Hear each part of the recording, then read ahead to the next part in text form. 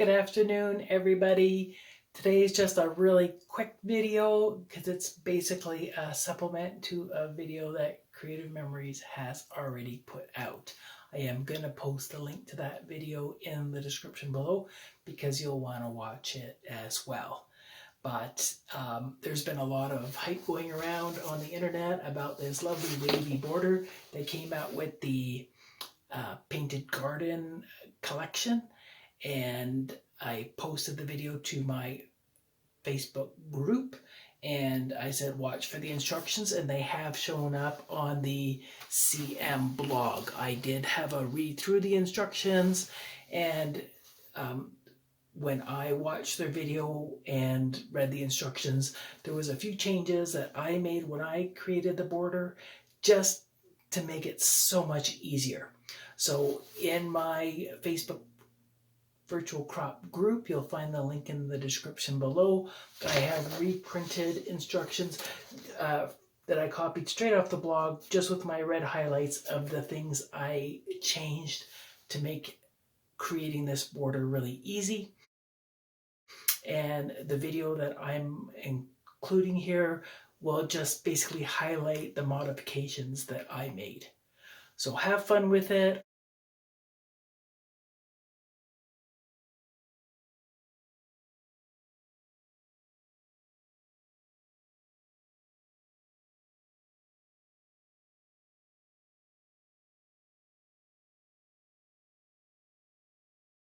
We are now cutting the reverse waves to make our hourglass shape down the wavy paper.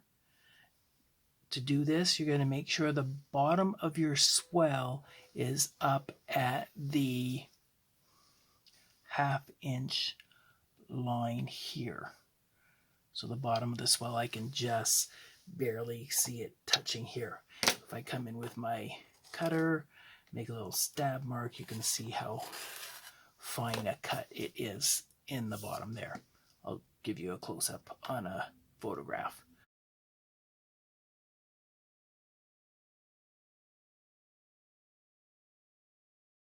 So once that's done, we'll go ahead and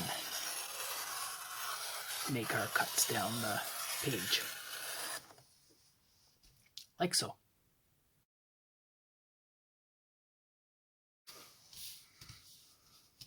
So there's a nice variety of pieces I have that we'll work with. Gonna snip them off in little pieces and away we go.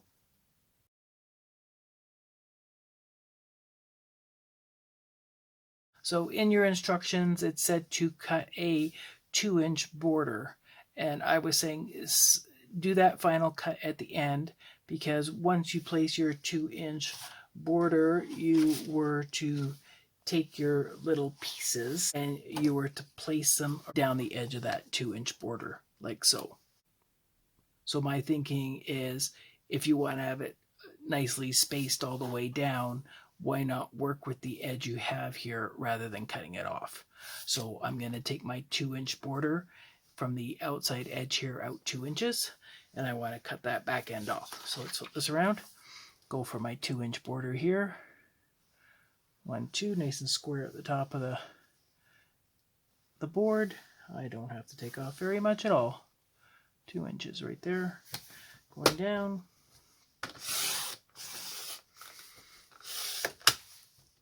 And we'll cut that down and we'll have our nice 2-inch border. So rather than taking that first bit and lining up on the edge, I'm actually going to follow through with my little designer pieces and put them on top like so, to give me my first mat as to where to place my pieces. So once you have your base one in, your first set on top of the wave you have as your guide, you're going to go ahead and add your other 5 rows, 1, 2, 3, 4, 5, right? Randomly placing my pieces around. And then when I'm done, like window casings, I'm going to add my framework over the top. So now I'll go back to my pieces that I had segmented out, and I'll just start rotating them around and going over my joints, fusing everything together to give a nice finished edge to all my little pieces here. So if they don't fit perfectly, or you've got gaps where you've been snipping them, or overlaps, does not matter, because you're now going to be covering all those pieces up with your repositional pieces. That one will go this way, this one will go this way. Do all my finished framing, and then once that is done, I am going to flip my page over, and I am going to trim off any pieces that are sticking out at the top or bottom edge of my page.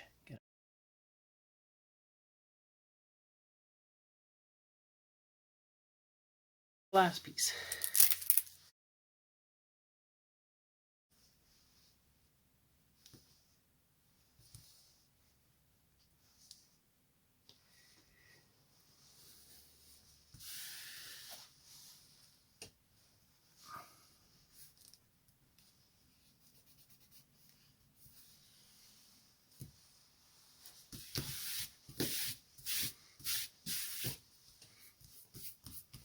Get away all your extra dots, and you should be all set.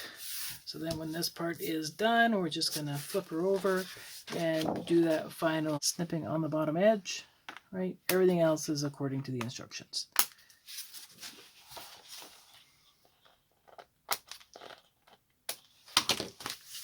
There you go, one page, done, nice and fast.